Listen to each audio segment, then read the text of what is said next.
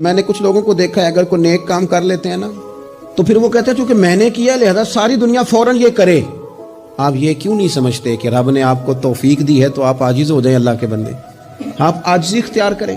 وہ کہتے ہیں چونکہ میں کرتا ہوں لہذا میں اب اتنا بڑا آدمی ہوں تو فلانے بندے تو ٹھیک ہی نہیں. حضرت سعدی شیرازی کہتے ہیں کہ تہجد کا ٹائم تھا پرانے زمانے میں نا, لوگ مسافر اکثر رات مسجدوں میں آ کے گزارتے تھے.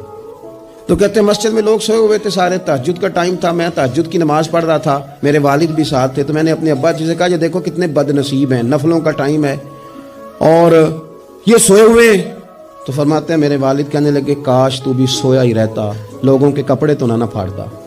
او خدا کے بندے اگر تو نے پڑھی ہے تو تیرا اور رب کا رشتہ ہے, اس کی بنیاد پر تو دوسروں کو حقیر جاننے لگ گیا. علم پڑھے دا مان نہ کریے ماتا کھی میں پڑھیا, او جبار کہار کہاوے متے روڑ دے میں دودھ کڑیا.